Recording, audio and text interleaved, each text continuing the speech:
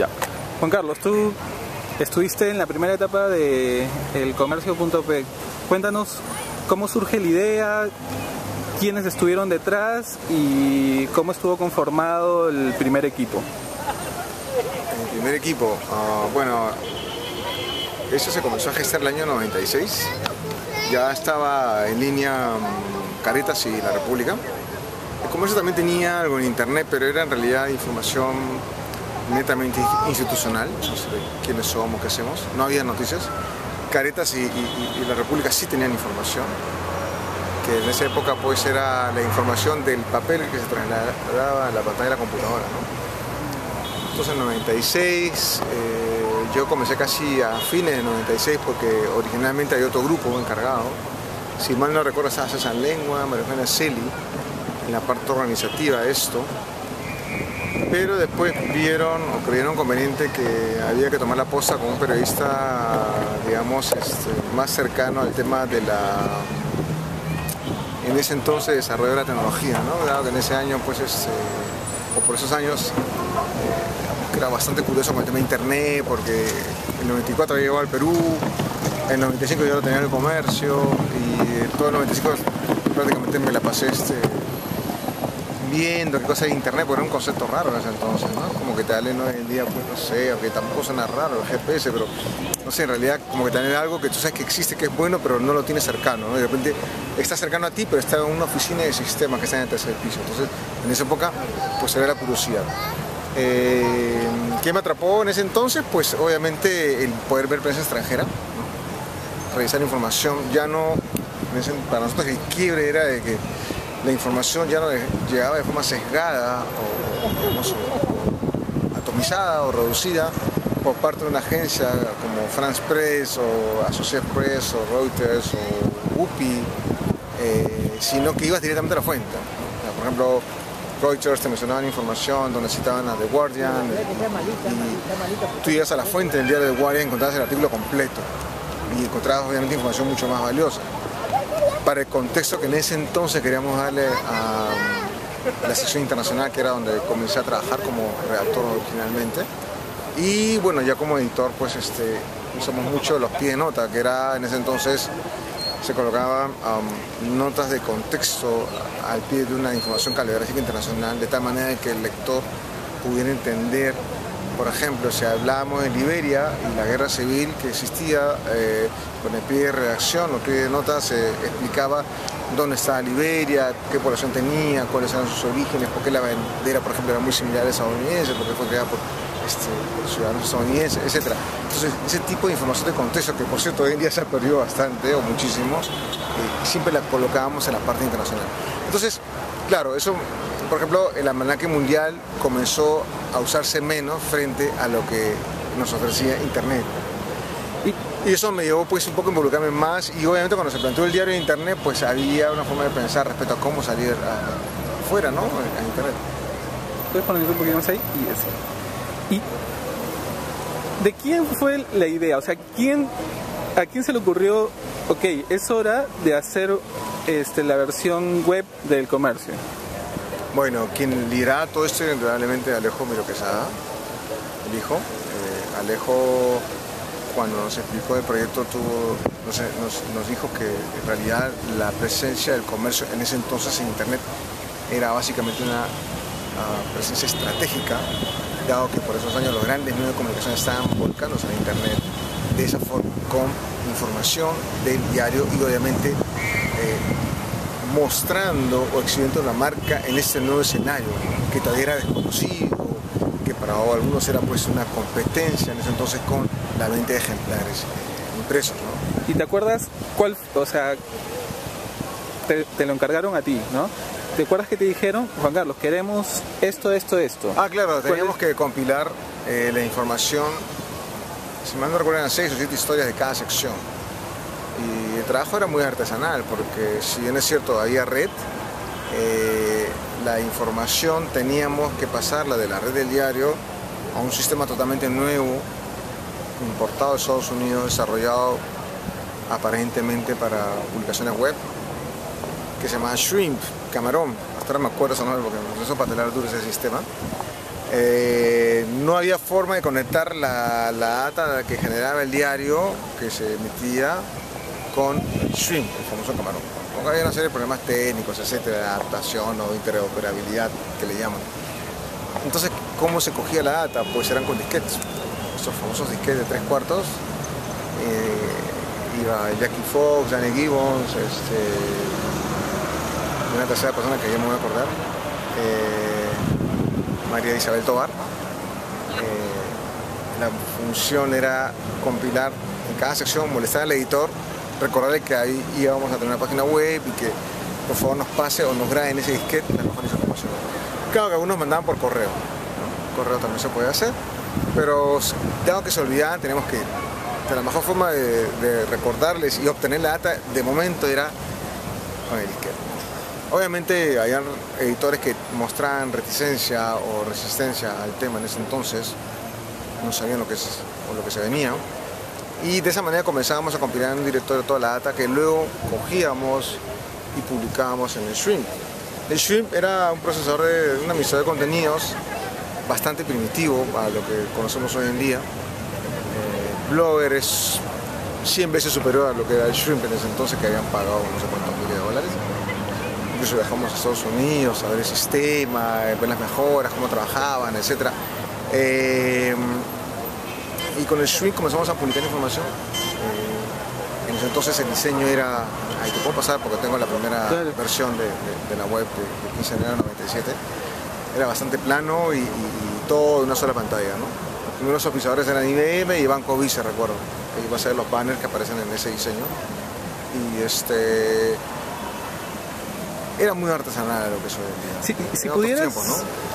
No te digo nombres, pero si pudieras describir un poco el organigrama de esa primera redacción web, ¿cómo se estructuraba? Era, mira, la redacción web, básicamente, parte de trabajo comenzaba en la tarde. Y básicamente estaba compuesta por el editor, que era yo, y tres, bueno, le llamábamos subeditores, ¿no? Había una discusión entre si era subeditor o redactor. Pues no redactábamos, lo que se hacía era coger la información y ponerla en web. Se discutía siempre sobre los términos a emplear, sobre todo recuerdo mucho en la parte deportiva, porque siempre deporte tiene una forma muy peculiar de titular las cosas. Y no siempre un lector peruano que vivía en Japón o en otra parte del mundo, en ese entonces nuestros lectores eran del extranjero, no eran de Perú, podía entender la frase o el mensaje oculto de este titular deportivo, que siempre los titulares deportivos son muy... En realidad se parecen, los puedes ver en el comercio, en el correo o en la industria, siempre lo vas a ver. El titular deportivo es muy particular. Entonces la discusión era si había que respetar ese titular o había que cambiar. Por ejemplo, caímos ante Dios. Se supone que jugamos como selección ante Argentina y Messi nos dio goleada. Entonces, el contexto estaba para el local, pero afuera no lo van a entender. Entonces, esa era la eterna discusión de eso, ¿no? Cómo contextualizar la historia local hacia ese tipo de lector que era foráneo. Por lo que entiendo, digamos, la chamba era más pasar contenidos del impreso a la web, pero claro, no se generaba contenido propio en esa primera etapa. Era un shovelware, lo que le llaman los gringos shovelware, que era con la lámpara pasarla a la computadora hasta el 15 de enero del año... Perdón, 22 de abril del año 1997, poco después de haber lanzado la web del comercio, cuando se dio la famosa liberación de los rehenes en la embajada de Japón. Siempre poníamos, van 20 días, se secuestro los rehenes, había un iconito, un botón, que siempre recordaba y lo íbamos cambiando diariamente. Y siempre había una noticia en portada sobre la situación dentro de la residencia de la embajada japonesa.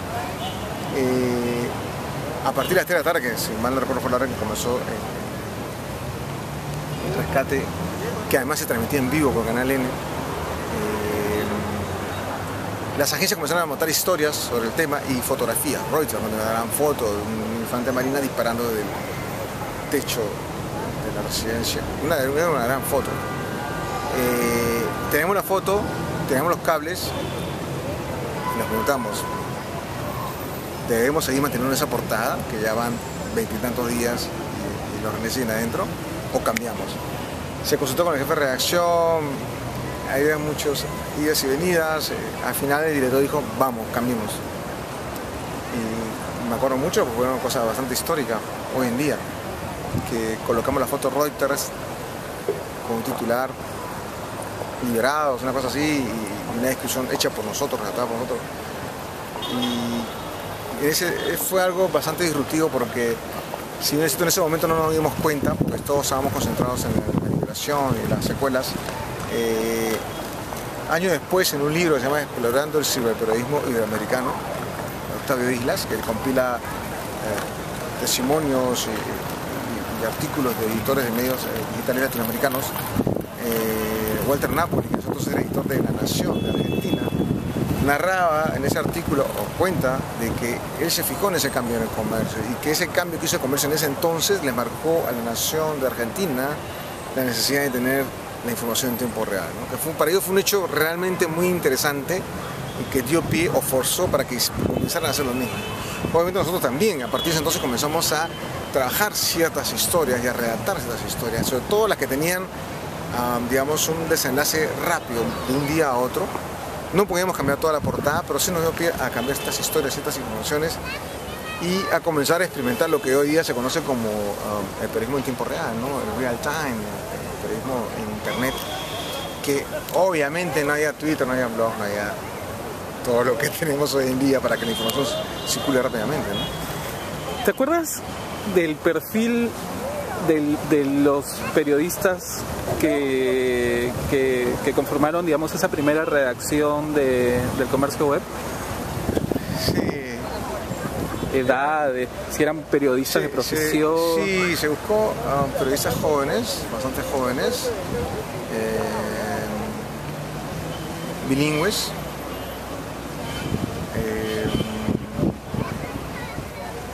jóvenes y obviamente que sepan trabajar en equipo, ¿no? En compresión. Rescatamos a Danny Gibbons, que está en el archivo del diario en ese entonces, Jackie Fox, sí, la llamé, a Jackie Fox la llamé. Repitamos esa palabra. Sí, vamos a retomar eso. Listo. ¿Se puedes ponerte un poquito más a la izquierda? Ahí ya. Estábamos en... La gente que Ajá. Bueno, en ese entonces rescatamos a gente que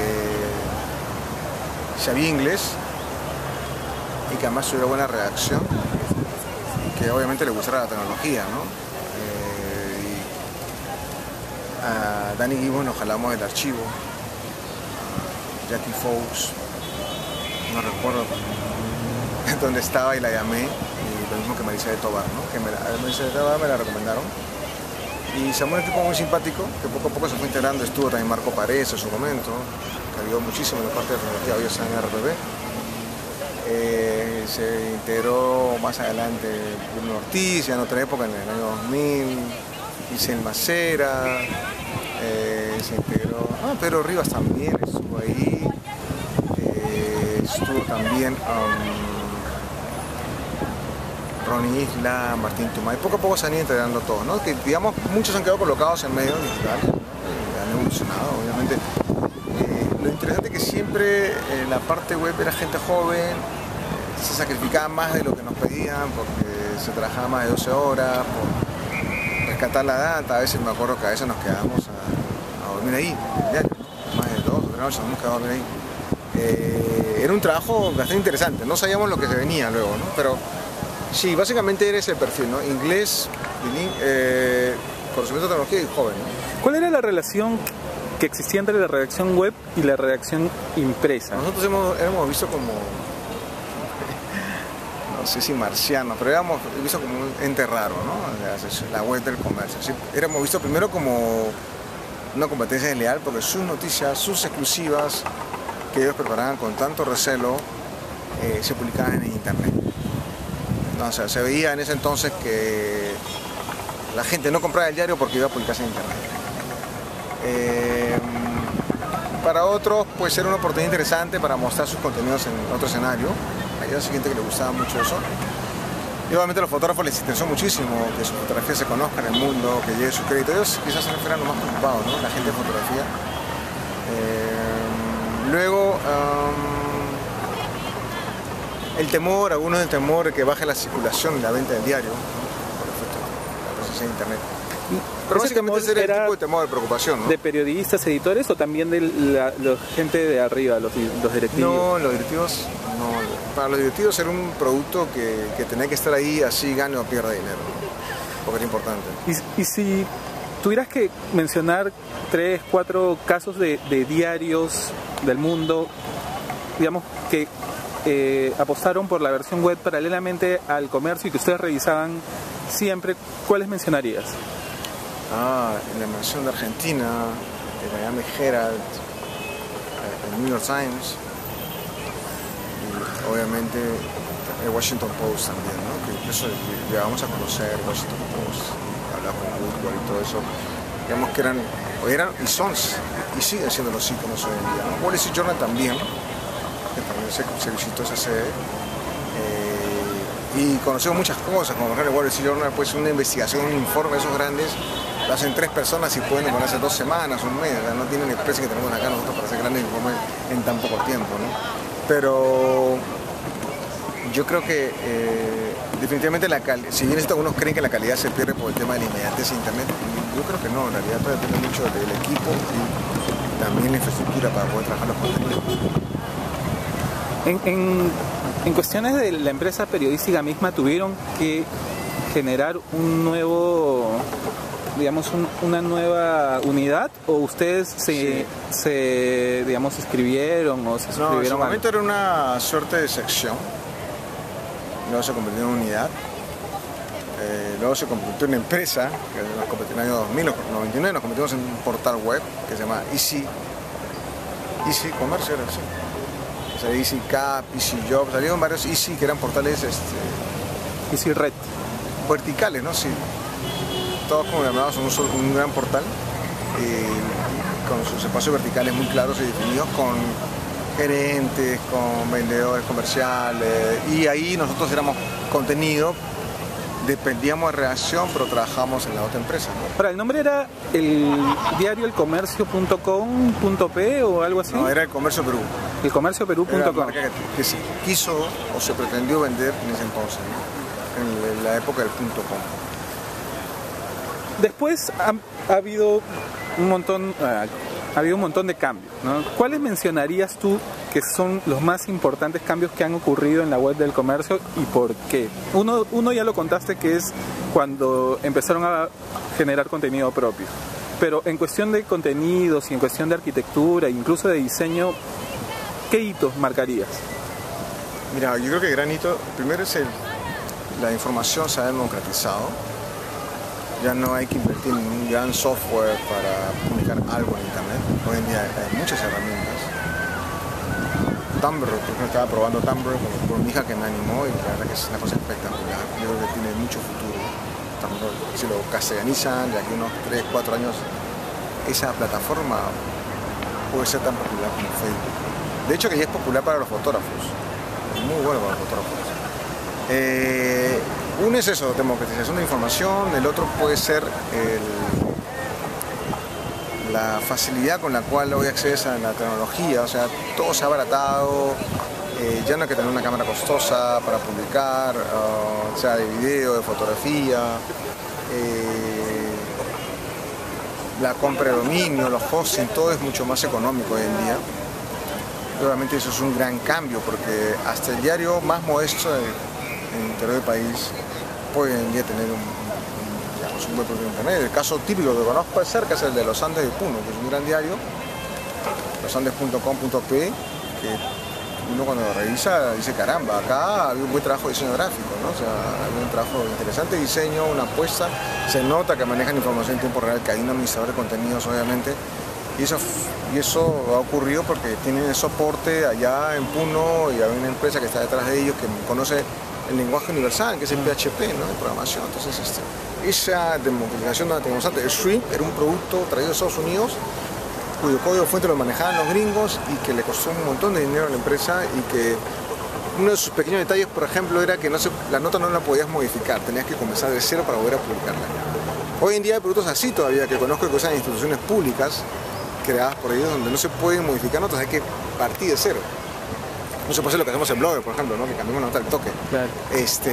Otro cambio interesante la diversificación de contenidos. O sea, que hoy día se puede hacer todo tipo de contenido de deporte, policiales. Ya no, si en esto no se apuesta a hacer un portal vertical, pero sí se pueden segmentar los contenidos, ¿no? Y lo pueden hacer personas o empresas. Te preguntaba básicamente con respecto al caso del comercio.p, Sí. Momentos, digamos, En el caso que del comercio.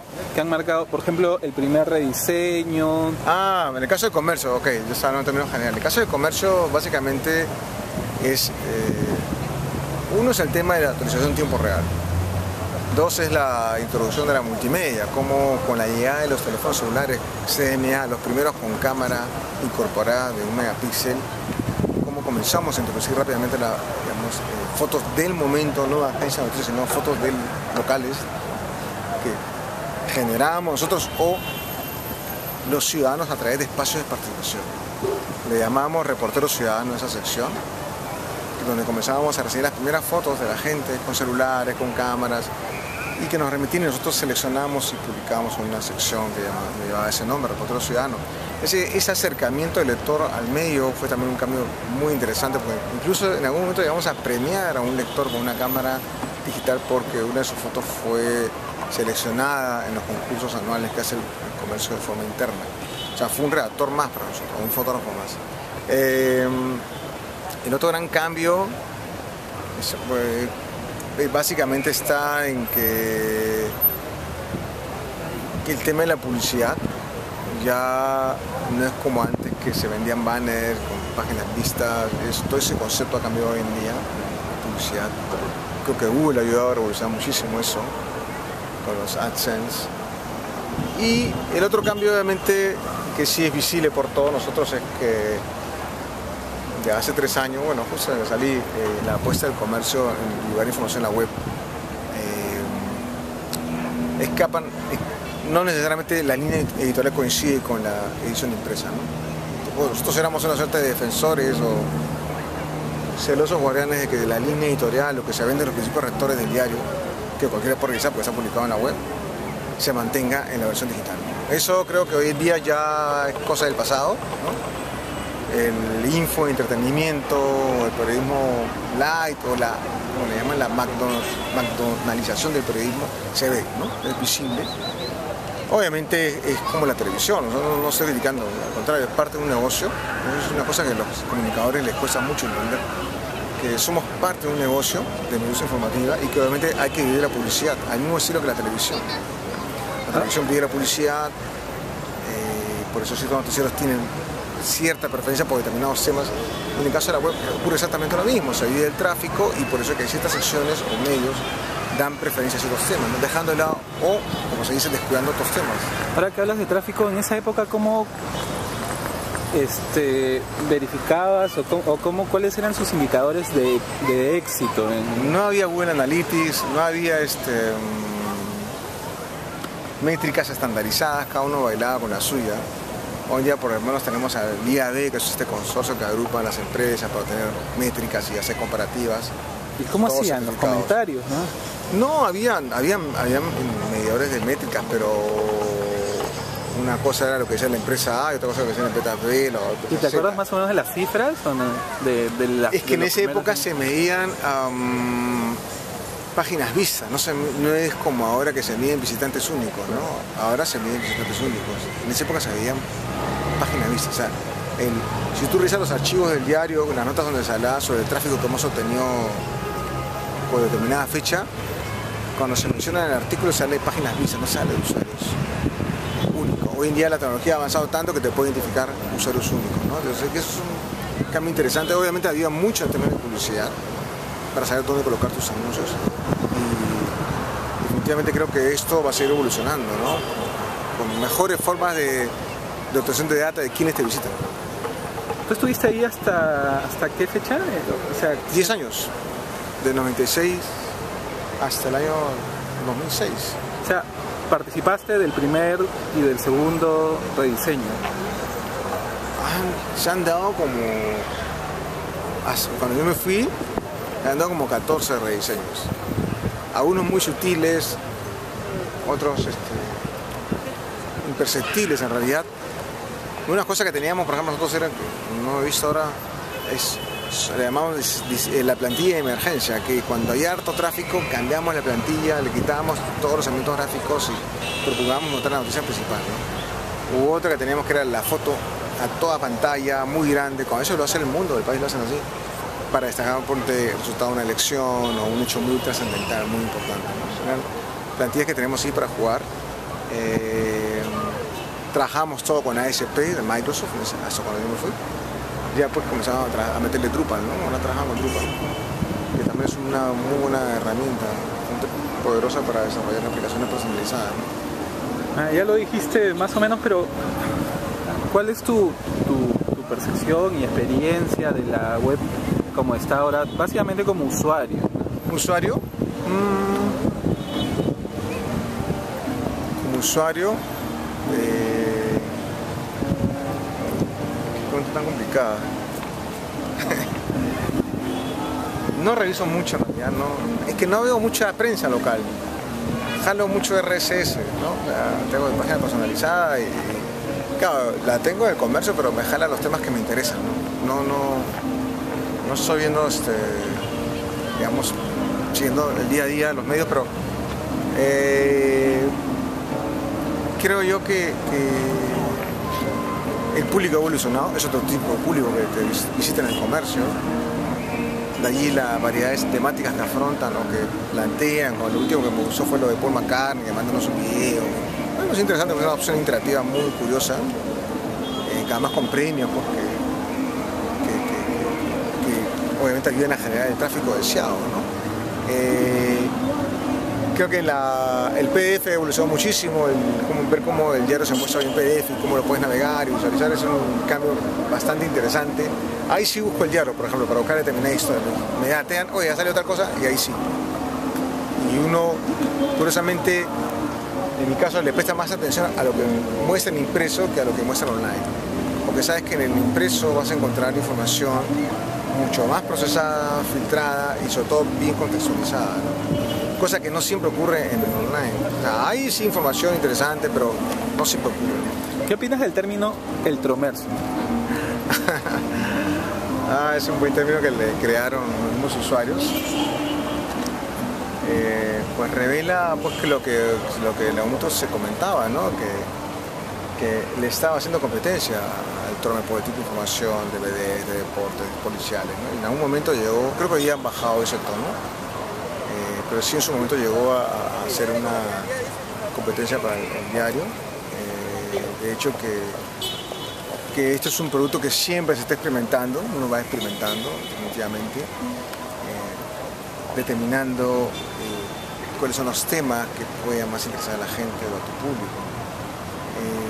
Yo creo que eso ya lo han corregido y eso que tendrán que corregirlo, ¿no? Más en casos políticos, pues sí, es un tema más delicado, más sensible, pero finalmente siempre hay que recordar, como decía en la universidad, pues que la objetividad no existe, ¿no? Es una utopía. ¿No crees que en el periodismo digital están interviniendo más desarrolladores que en sí periodistas?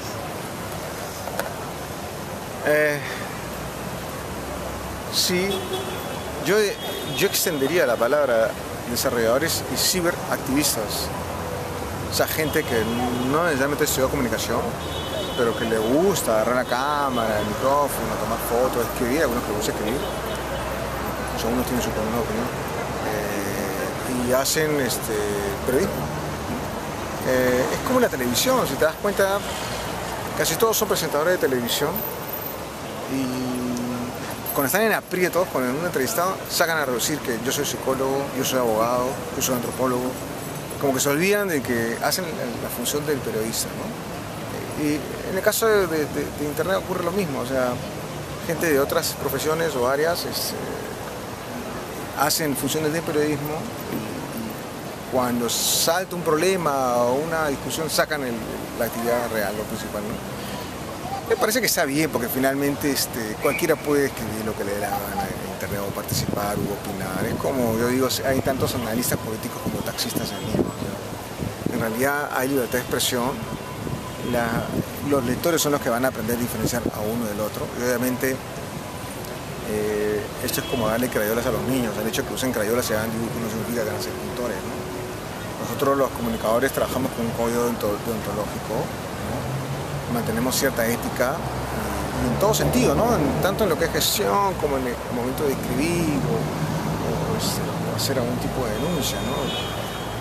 Hay un tema que mucha gente olvida, ese es el tema de la marca, ¿no? La marca personal que uno tiene que mantener constante, ¿no? O sea, hoy en día yo puedo hablar a título personal, pero ya no me asocian con el comercio. Realmente la marca soy yo. Es así como debemos pensar hoy en día los comunicadores.